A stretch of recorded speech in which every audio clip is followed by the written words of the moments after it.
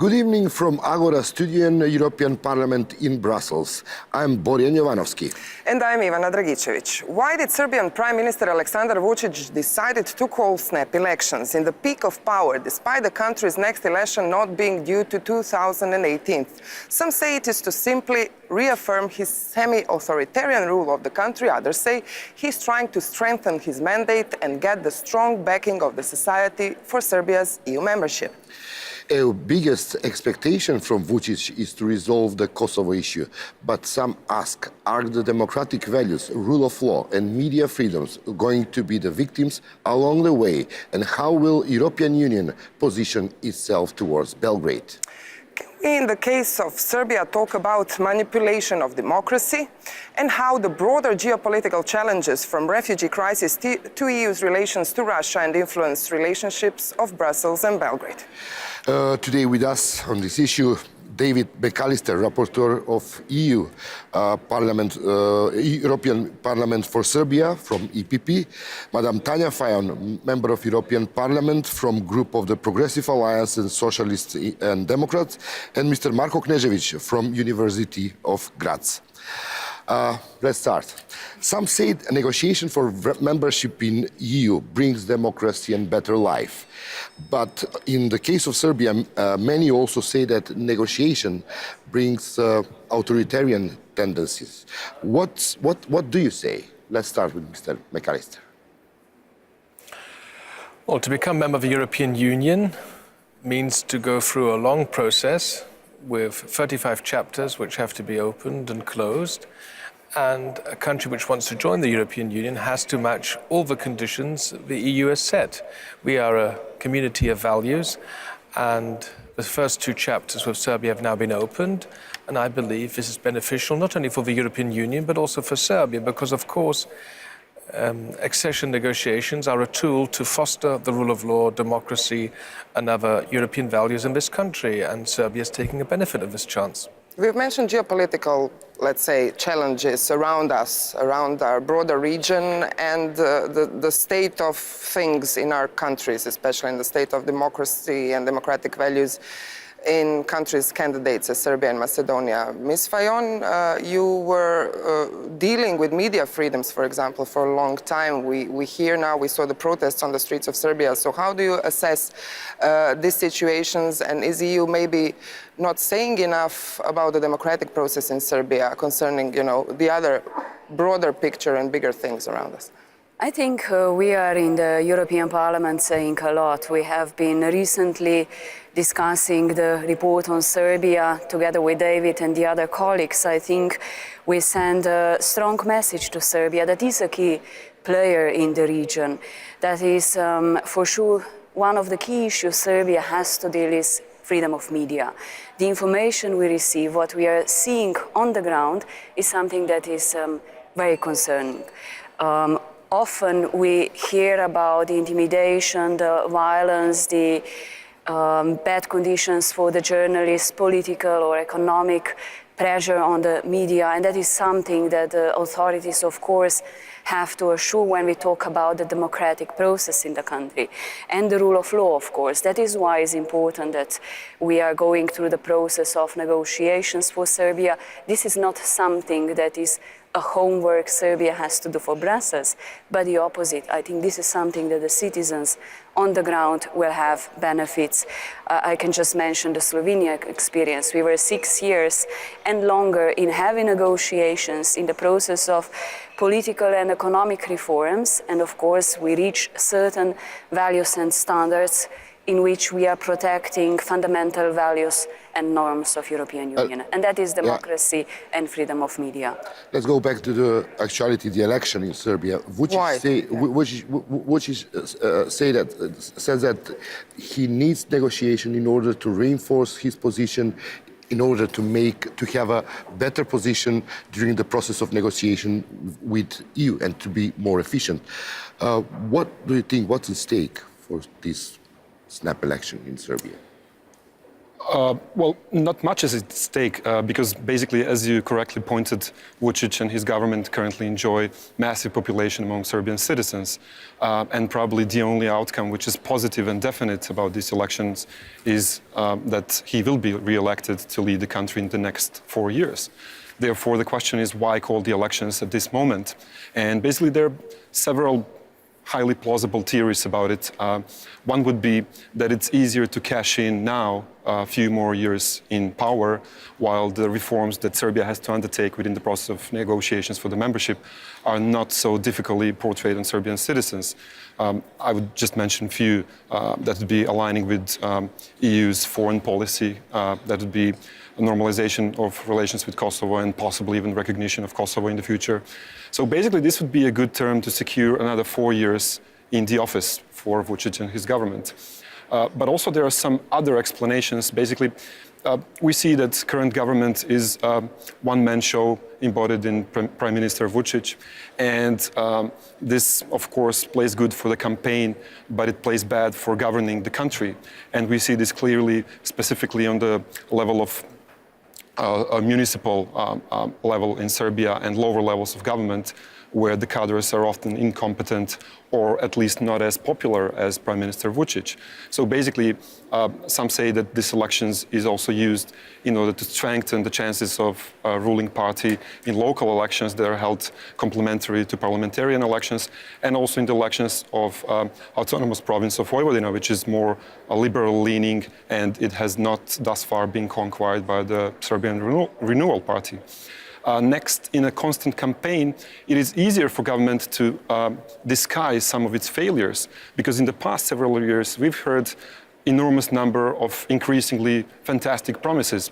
To mention only some of them, steel factory Smederevo, or bus factory in Priboj, or the fight against corruption. And government basically did not do much to deliver on many of these promises. And while in constant campaign, it's easier simply to disguise such failures. Thirdly, it is important to notice that while in a constant campaign, the chances for the opposition to consolidate after a somewhat unexpected loss in power in 2012 are not as strong. So basically, it is easier to play this card against the opposition in a constant campaign and to perpetuate the oppositional defeat in this way. Mr. McAllister, you're a rapporteur for Serbia. So what are the biggest challenges that you see in Serbia in this period? And will you be traveling to Belgrade during the election campaign, let's say? Or will you stay out? I'll be traveling to Belgrade on election day. I think as a rapporteur, I should be there in the country and have a look at what the results will be like. It was a decision of the Serbian government and the Serbian parliament to hold snap elections. That's something I wouldn't comment on. But what I think is important is that despite the election campaign, the European integration process should continue, and whoever wins the election and forms the next government, Serbia should stay on its European track. And I think this year, 2016, will be important for Serbia because I would like to see more chapters being opened, the important chapters concerning the rule of law, human rights, and other important values. And I think in general, the process in Serbia is closely linked to the EU integration process. It's about strengthening the rule of law, strengthening democracy, fighting corruption, and making the public administration more effective. And of course, Serbia still has a lot of economic reforms ahead of it. But in general, I would say Serbia is doing quite well. And I would like Serbia to continue its pro-European integration, that's for sure. You've mentioned, just to say, you've mentioned corruption. The recent survey of International Republican Institute said 98% of citizens of Serbia feel that corruption is the most serious problem. But also 83% of people in Serbia prefer an economically prosperous country over a democratic system of government. Maybe a question for both of you. Mr. McAllister. Well, the fight against the corruption is very, very important. It's a pity that corruption is still widely spread in the Balkans, and we've got to help all those who are so courageous in fighting this disease. And the other thing is... do you reckon Mr. Vučić is this kind of person who will do it? I believe that the government of Alexander Vučić is committed to fighting corruption on all levels, yes. Ms. Fajon? You might recall that we are every time emphasizing the need to fight against corruption, not only in Serbia, but the whole region of the Western Balkans. And specifically in the last report, we put out as well the call to do more for transparency of financing of the political parties, which is, especially in today's situation, very crucial, together with the freedom of media when we are in the election campaign. It's important that even political parties are following the international recommendations and the OSCE recommendations, and this was something that we as well stressed in the report. I hope that no matter which government will be elected, will continue that, because it is crucial. That's why we will try to open as well and push for the hardest chapters.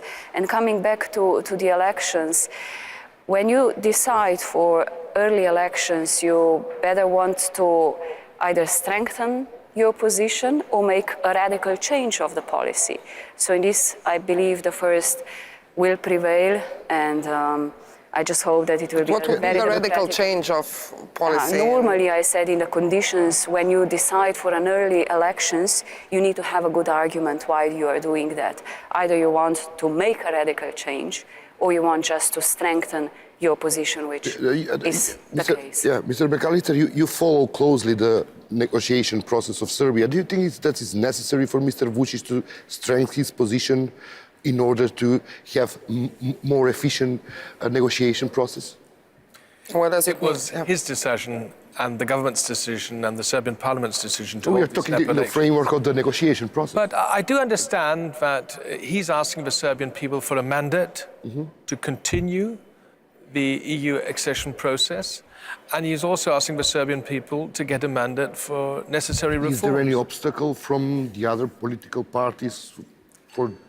Well, I mean, the largest opposition at the moment are the far right, who are anti-European and very much pro-Russian. So I do understand that Vučić wants to ask the Serbian people for a mandate to continue his pro-EU orientation. Ms. Fajon? Yeah, I just wanted to say now, it is not up to us now to comment what is going on internally in Serbia. As David, we are not planning to come to visit Serbia ahead of the elections, but afterwards. And I think this is the only thing that We are talking about the efficiency of the process of negotiation. Exactly, that we stressed as well in the last debate. If you listen, this is important that we don't lose this momentum of the negotiations. Always in the time of the elections and the campaign, some time is lost. And we hope that this will not be the case, that we would too much jeopardize the speed of the process. And while the campaign is going in Serbia, the process is not being slowed down, because the work is being done on the ground here in Brussels with the negotiation team. And I think we have a good chance of opening new chapters after the elections, perhaps in June. The main purpose of the negotiation, and that was by new methodology, is to make progress in the anti-corruption, judiciary, rule of law, and freedom of the media. Could we make an assessment till now what negotiation process of Serbia brought in this, to these values? These values? Right. Is there any concrete results? Well, of course, there are concrete results. They're not always tangible, but there are some results. But what my main concern is that usually this process is, although the EU does not want to say it out loud, it's a very technocratic process. It is run by the technocrats sitting in Brussels and also technocrats sitting in Belgrade. And often it is a tick box exercise. Basically, governments are given the demands that they need to comply with, and they tick the box. They say, okay, this is done. And therefore, what we have now in Serbia is, Serbia is, of course, a democratic country. Its constitution is in order, its laws are beautiful, but the problem is not on that legislative side. The problem is implementation. The problem is that the government is not ruling by formal laws, but rather by informal rules. So the constitution and laws are often used simply as a smokescreen for government to continue with its clientelistic practices, which is the second aspect of these democratic change in Serbia right now. So basically, the government, a lot of citizens in Serbia depend on government to give them jobs. And the story is that as long as you stay silent, that you do not live in a liberal democracy, you will get a job.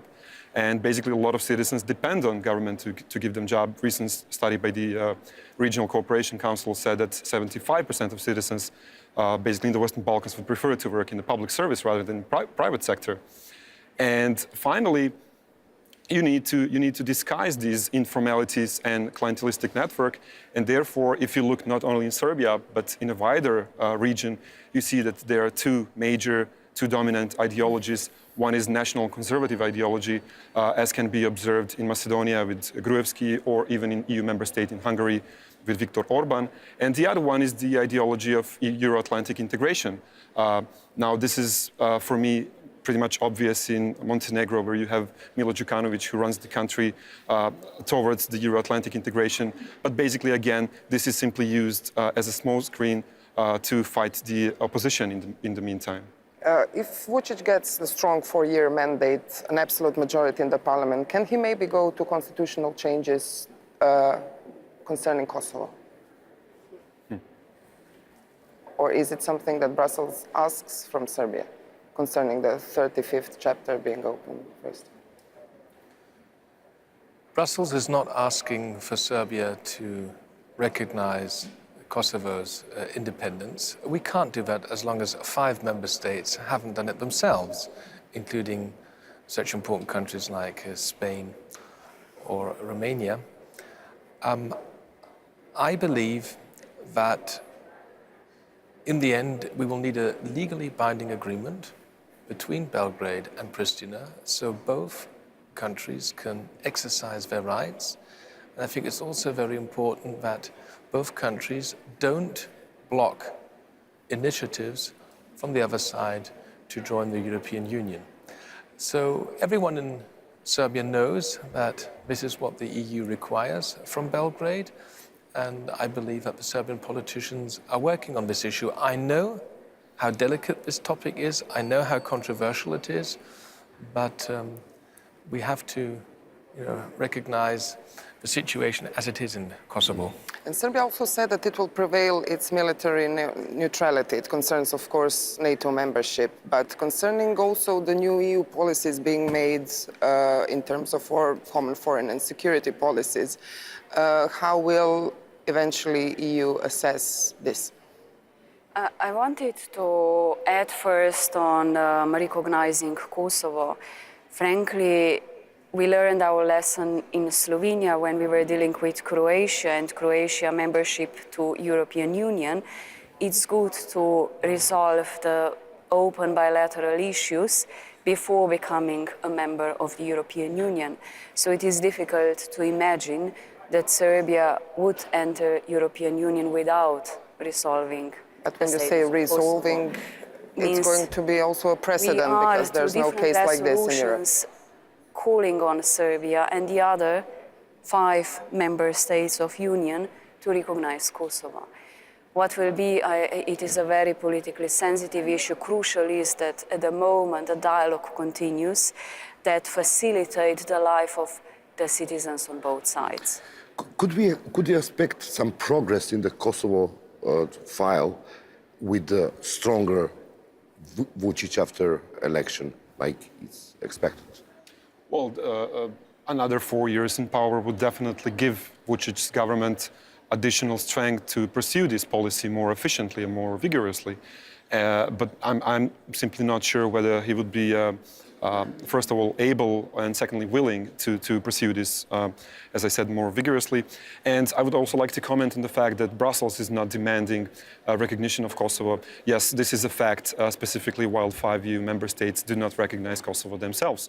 But as Tanja has mentioned, Croatian accession to the EU has developed a new set of obstacles for new members to join, and these are bilateral conditions, as we currently see in Macedonian case as well, by conditions imposed by Greece.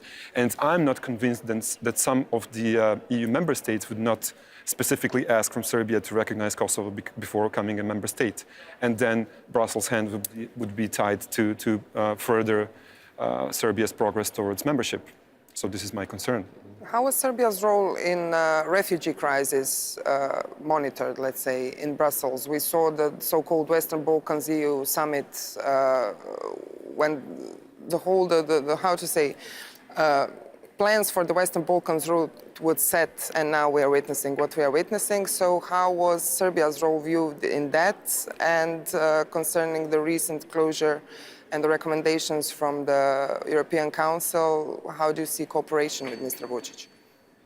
Yeah. As regards the refugee situation, Serbia reacted in a positive way, but the whole situation on this Balkan refugee part is very complex. There is not a single or a simple approach how all the countries of the region were dealing. They were all at some point pushed to start cooperating. From the beginning we saw lack of information, people were crossing the green borders, the governments were not cooperating, and that led to the extraordinary summit of Western Balkan leaders in Brussels. After that moment, I think that the cooperation strengthened, and that was important for all the countries on this migration route. And yes, Serbia was often praised as reacting well in this situation, but we have to recognize that it was only a transit country. So it's much easier to act in such situation when you know that people will just cross. You have to facilitate them for a few days. Do you count on Belgrade's role in, let's say, strengthening or renewing relations of European Union and Russia? Especially maybe in terms of Syrian crisis, because we saw that Russia decided to pull out its army from Syria. We expect finally peace negotiations. Most of the refugees are coming from Syria and being granted the status of refugees in European countries and in Western Balkans. So does European diplomacy works as it once was through its proxies? Serbia traditionally has close ties to Russia, and that's okay. We should respect that, and perhaps these close ties can be useful. On the other hand, Serbia will have to align its foreign policy to 100% standard of the European Union. In a lot of fields, Serbia has already aligned its foreign policy, but we do have different views on Russia. It's well known that we all found it regrettable that Serbia didn't join the sanctions against Russia after the annexation of the Crimean. And we also consider Serbia holding joint military exercises with Russian forces as regrettable and something we would prefer not to take place. On the other hand, Serbia also has a good cooperation with NATO partners. So in general, Serbia is aligning its foreign policy, but we do have different views on Russia, but the government in Belgrade is well aware of that. I would like to go back to our dilemma in the very beginning of our program. Do you think that the democratic values in Serbia could be in danger just because European Union or many of the European members of European Union would like to see the Kosovo issue resolved? Well, or Russia's influence under, yeah. Correct. There is often a talk about the trade-off between regional stability and democratization. Basically recent actions by the EU can sort of back up this theory, because in my opinion... Feel free to intervene. Right, of course. In my opinion, and basically this has been recorded, as you say, by IRI and other credible actors, Serbia is backsliding in terms of media freedom, in terms of democracy, for the 7th year in a row now. And despite of that fact, it has opened up its EU accession talks, and the EU seems powerless to prevent it at the moment. The reason for that might as well be this trade-off between normalization of relations with Kosovo, successful Serbia's role in dealing with the refugee crisis, and in a broader sense, this regional stability. Yes, please. Yeah, I just wanted to say that's why we have the negotiation process. It will not happen over the night and in the next maybe a couple of years. Yeah, but we expect it to get better, as you said, in the case of Slovenia, as we had in the case of Certainly, Croatia. Now and we to are all in mention the that EU, each and it doesn't matter next to have round of the Orbans and Poland. Each next round of the accession negotiations is more demanding than the previous one. Political union is as well more or less ready to accept new members. So it is a long and demanding process. So I wouldn't say today what can block Serbia on this path that will last maybe another few years. So important is to keep the dynamic, to work with Brussels, to try to be engaged in a dialogue and to keep the commitments. Is there any It's not lesson- only to yeah. put everything on the paper and make it nice, which is often the case, and then not implement it in the practice. Is there any lesson learned from Macedonian case? Supporting the government in order to resolve the strategic issues like a name issue with Greece and ignoring at the same time the very democratic basic values. Mr. McAllister, maybe Yeah. for the end, because we're out of time. I think what we need in the Western Balkans is stability. That's why the European Union is committed to all 6 countries of the Western Balkans being able to join the European Union once they are ready. And I think it is important to strengthen democracy and the rule of law, but also to support those governments which are in favor of regional cooperation and regional reconciliation. Thank you all. Okay, thank you. Poštovani gledatelji, hvala vam svima. Pratili ste još jednu emisiju Balkan u Europi iz Europskog parlamenta. Srdačan pozdrav. Pozdrav.